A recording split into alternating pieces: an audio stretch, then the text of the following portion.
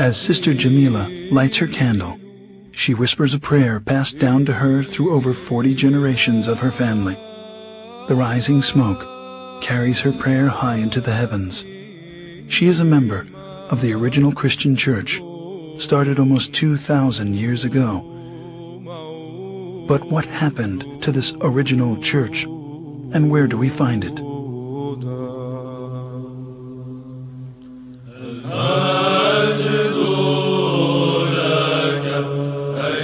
At that time, those believers in Jesus Christ joined together with the apostles, establishing the first organized church community in the city of Antioch.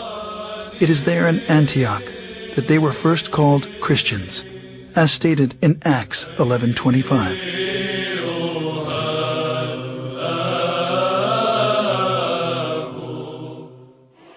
Scholars estimate there are over 2,600 groups today who lay claim to being the church, or at least the direct descendant of the church described in the New Testament. As Christianity has inarguably played a considerable role in our history, it is important to understand the factors which have led to its current divided state.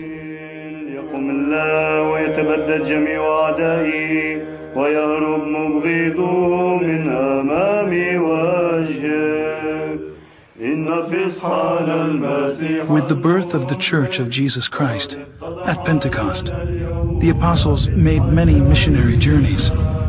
Over time, 5 patriarchates were established in Antioch, Jerusalem, Rome, Alexandria, and Constantinople. The apostle Peter was the first bishop of Antioch.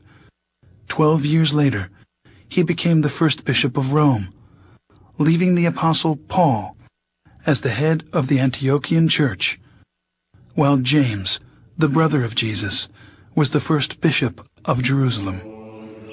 Even though they were in full communion with one another, disputes arose over the adherence to the Old Testament law. James gave the solution to settle all doctrinal and moral issues through ecumenical councils, and the church flourished for 1,054 years. The first council was known as the Council of Jerusalem, as documented in Acts 15. In the history of the Christian Church, we find scores of such councils, establishing its canon laws, which the Orthodox regard as the faith of the apostles, faith of the fathers, faith of the Orthodox, the faith which has established the universe. Heresies, disputes, numerous wars, and much persecution constantly challenged the early fathers of Orthodox Christians.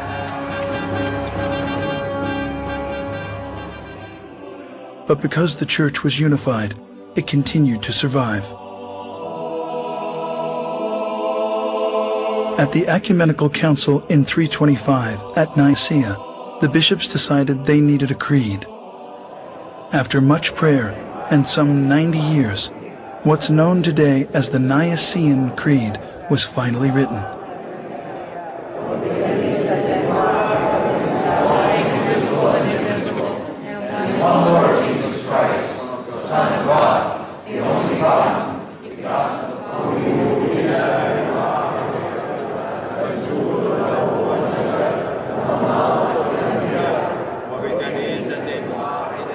Between the years 325 and 787, 7 meetings were held to establish the laws of the Church.